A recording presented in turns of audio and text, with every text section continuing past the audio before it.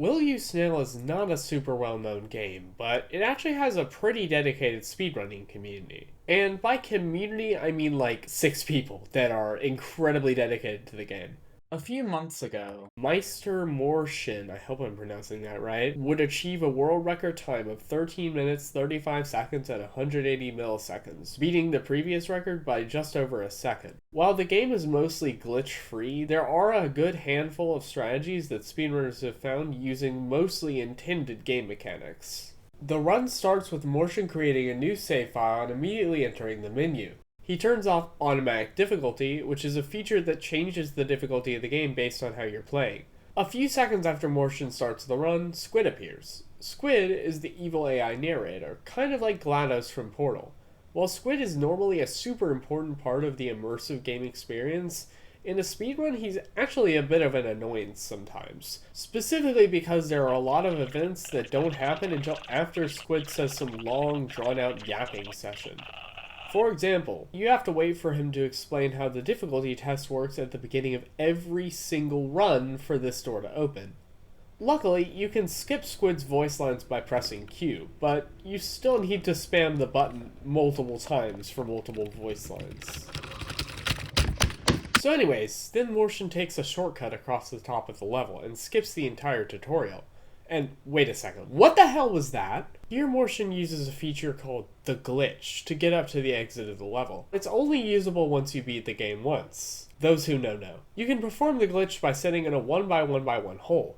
So any hole that looks like this, or this, or this, you can use the glitch in. As Morshin enters the difficulty test I mentioned earlier, you'll notice Squid actually didn't say all the voice lines before the door opened. What happened? Well, Morshin actually skipped the voice lines really fast. For whatever reason, you can set the controls of the game to make scrolling on your mouse do a certain action. So Morshin has binded his scroll wheel to skip voice lines. This way all he has to do is scroll a bit, rather than spamming Q over and over again. From there, Morshin enters the Chapter A story levels. Not much happens here aside from jumping directly on this platform instead of going up and around. Then come the levels where Squid starts spawning traps in randomized places to kill the player.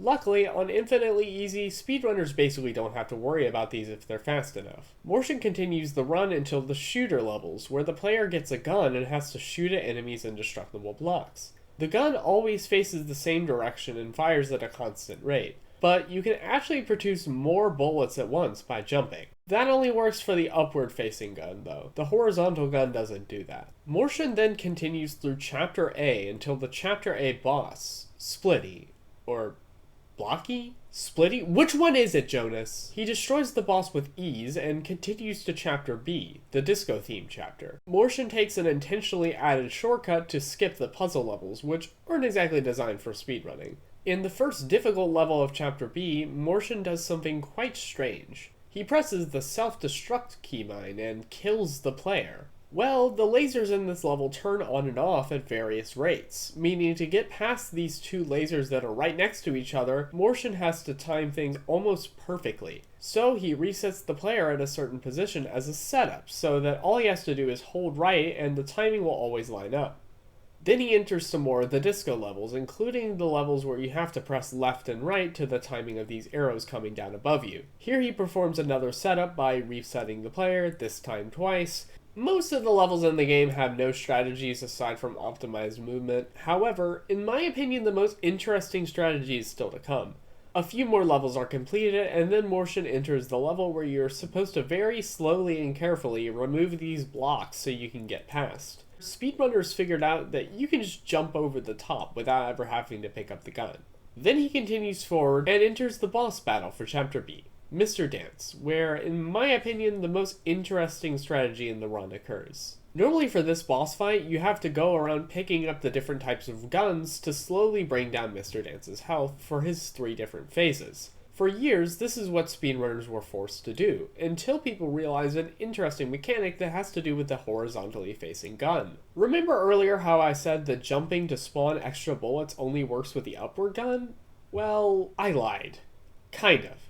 Jumping actually spawns 2 bullets, even if the gun normally wouldn't fire again because of the cooldown between shoots. So here Mortian picks up the horizontal gun and enters this gap in the wall where a laser is supposed to keep you from exiting the level. Landing in the gap is almost pixel perfect, so Mortian pauses a few times to make sure he doesn't run into the laser by mistake. Then he scrolls in the downward direction on his mouse wheel, which is bound to jumping.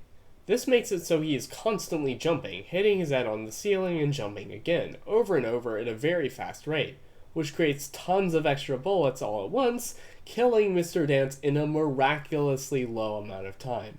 Here Mortian takes another shortcut to skip some puzzle levels, and then comes Chapter C, the underwater chapter. From here through most of the levels of Chapter C, it's just optimized movement. However, one thing a lot of people don't realize is that you can actually hold the jump button when you're going through these currents to go faster in them. In the break level right before the Chapter C boss, Mortian uses the glitch to move to the right side of the level much quicker. And then there's another shortcut to skip the puzzles, and we're on to Chapter D.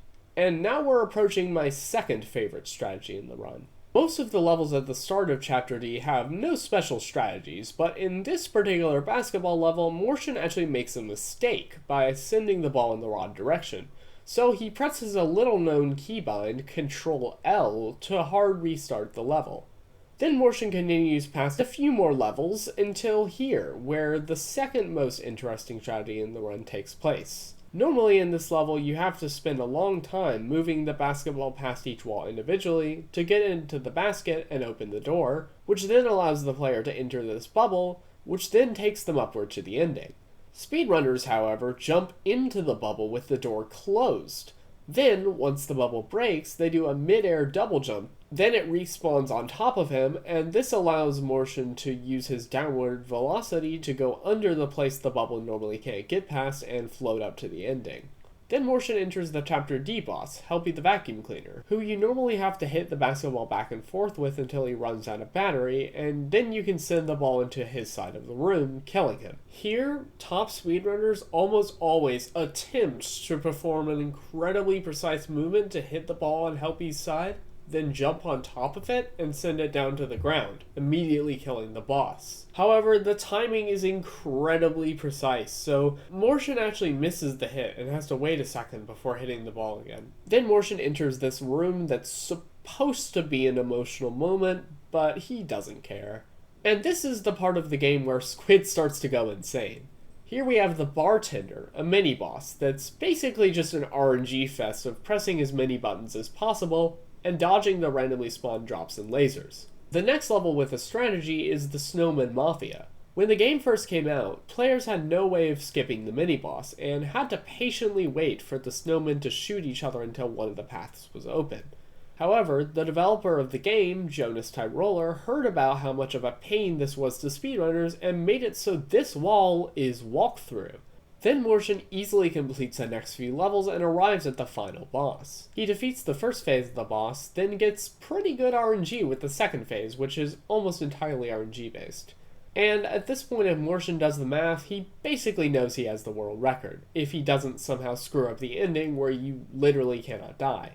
And so, a world record run is completed.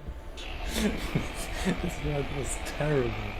Where do we go from here? Well, honestly, probably not much farther. The Will You Snail community is incredibly small, and there's really not enough people and not enough motivation to get any farther than maybe just below 13 minutes and 30 seconds. Maybe one day, though, if the game gets popular enough after 3 years of going under the radar.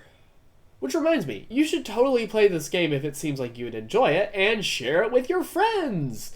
Link is in the description.